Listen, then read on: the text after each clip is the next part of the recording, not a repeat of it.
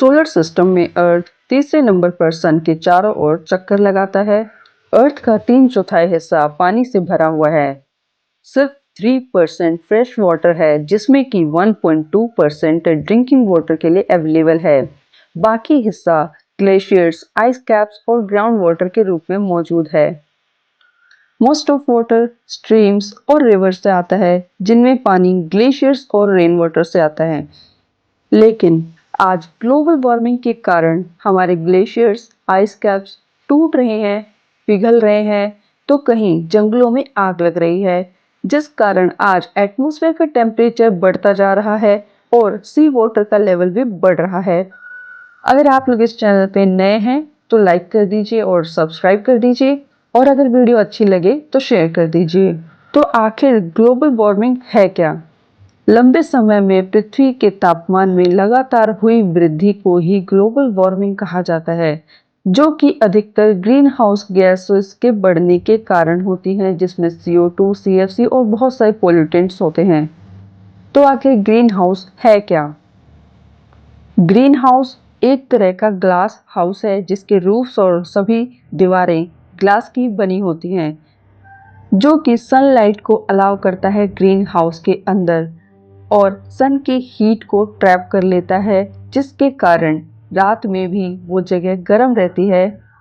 Same ऐसे ही अर्थ का atmosphere green house gas का काम करता है। जब सन की रेज अर्थ पर पड़ती है तो कुछ रिफ्लेक्ट कर जाती हैं और कुछ एब्जॉर्ब हो जाती हैं। लेकिन जब CO2 और CFC जैसी गैसेस अधिकतर बढ़ जाती हैं एनवायरनमेंट में, जिस कारण हीट एब्जॉर्प्शन ज़्यादा हो जाता है, और इस कारण ग्लोबल वार्मिंग यानी हीट में हम वृद्धि देख सकते हैं, जिसे हम ग्लोबल वार्मिंग भी कहते हैं। 2015 पेरिस एग्रीमेंट, जिसमें कई सरकारों ने मिलकर इस बात का एग्रीमेंट किया कि तापमान में वृद्धि को रोका जाएगा और 2 डिग्री सेल्सियस से ऊपर नहीं जाया जाएगा। साथ ही लिमिट तैयार की गई 1.5 डिग्री सेल्सियस की। लेकिन आज खतरे की घंटी हम सभी के लिए बज चुकी है, क्योंकि विश्व ने 1.5 डिग्री सेल्सियस के तापमान को टच कर लिया है। 31 जनवरी को ये लेवल रिकॉर्ड किया गया। ग्लोबल वार्मिंग बढ़ने के आखिर क्या मुख्य कारण है, आइए जानते हैं। पहला है डिफोरेस्टेशन। आज इस बढ़ती हुई आबादी और इंडस्ट्रियलाइजेशन के दौर में CO2 की मात्रा बहुत ही तेजी से बढ़ी है, जिसे एब्जॉर्ब करने के लिए फॉरेस्ट एरिया का होना बहुत ज्यादा जरूरी है। लेकिन डिफोरेस्टेशन के कारण आज तापमान बढ़ गया है, और एक स्टडी के दौरान ये पाया गया कि जहां फॉरेस्ट कवर एरिया ज्यादा है, वहां का तापमान 6 से 10 डिग्री कम है। लेकिन रेजिडेंशियल एरिया में वहीं 10 डिग्री के आसपास टेम्परेचर बढ़ा हुआ है। नेक्स्ट है यूजेस ऑफ व्हीकल्स।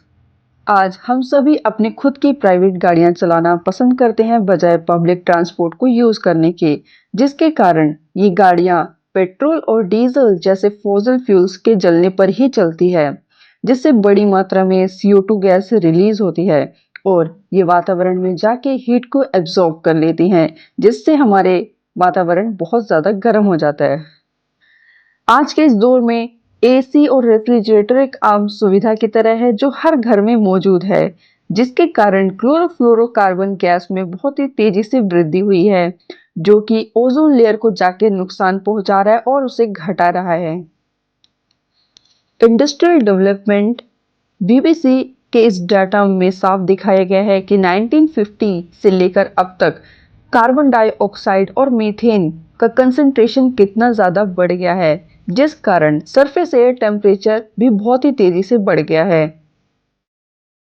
एग्रीकल्चर में भी ऐसी कई सारी प्रैक्टिसेस हैं, जिसके कारण ग्लोबल वार्मिंग में वृद्धि हुई है, जिसमें कि स्लैश एंड बर्न प्रैक्टिसेस आती है सबसे पहले, जो कि लंबे समय से चली आ रही है, जिसके कारण बड़ी मात्रा में मीथेन गैस और नाइट्रस ऑक्साइड रिलीज होती हैं, जो कि वातावरण को हार्म करती हैं। सबसे बड़ा मुख्य कारण है ओवर पॉपुलेशन, यानी बढ़ती आबादी।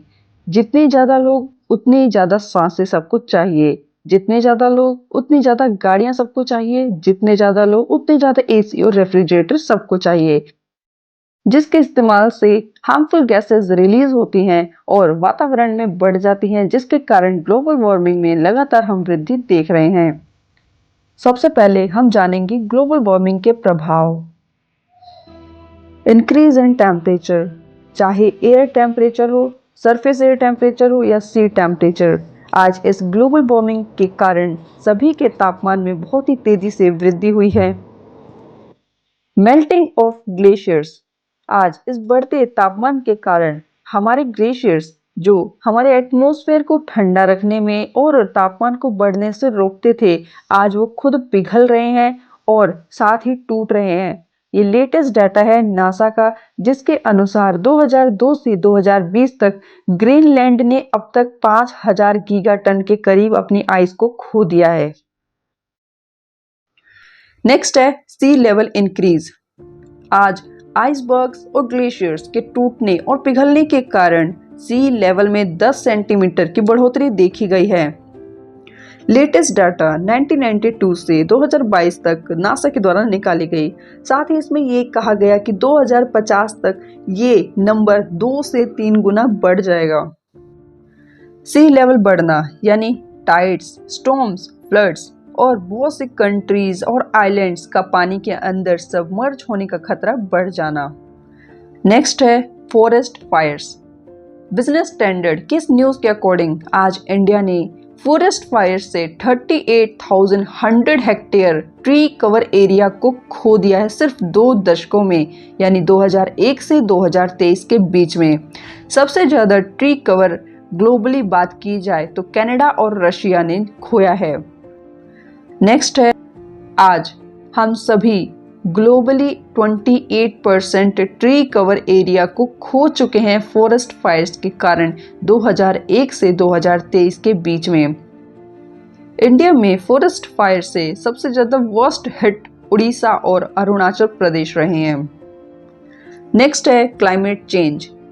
टेम्परेचर बढ़ने के कारण वेदर पैटर्न भी बदल रहे हैं, जिस कारण हमें कुछ जगह ड्रॉट्स देखने को मिल रहे हैं तो कुछ जगह फ्लड्स आ रही हैं। इससे क्लाइमेट इम्बैलेंसेस बढ़ते जा रहे हैं। नेक्स्ट है loss of natural habitat. World economic forum के इस आर्टिकल के अकॉर्डिंग 2100 तक अर्थ से 23% नेचुरल हैबिटाट्स खत्म हो जाएंगे। साथ ही स्टडी में ये पाया गया कि ज़्यादा स्पीशीज प्रेडिक्टेड समय से पहले ही मर जाएंगे। हम सभी अपने परिवार और अपने बच्चों से प्यार करते हैं और उनके भविष्य को संवारना चाहते हैं। आज हम सभी का लिया हुआ एक छोटा सा स्टेप अपने बच्चों का कल संवार सकता है। आपको ज़्यादा कुछ नहीं करना, बस कोशिश करना है कि कम से कम एसी चलाएं। प्राइवेट व्हीकल में अकेले ट्रैवल करने की जगह शेयरिंग में जाएं या पब्लिक ट्रांसपोर्ट का यूज़ करें। आपके बच्चों या घर में किसी का भी बर्थडे हो, बर्थडे पर कम से कम एक पेड़ जरूर लगाएं। आज हम सभी का नॉन रिन्यूएबल रिसोर्सेज से हटकर रिन्यूएबल रिसोर्सेज से बनी चीज़ें और तकनीकों को अपनाना और उसकी तरफ कदम बढ़ाने की बहुत ज़्यादा ज़रूरत है। अगर ये वीडियो आप लोग को अच्छी लगी है तो चैनल को सब्सक्राइब करके इस वीडियो को जितना ज़्यादा हो सके शेयर कीजिए।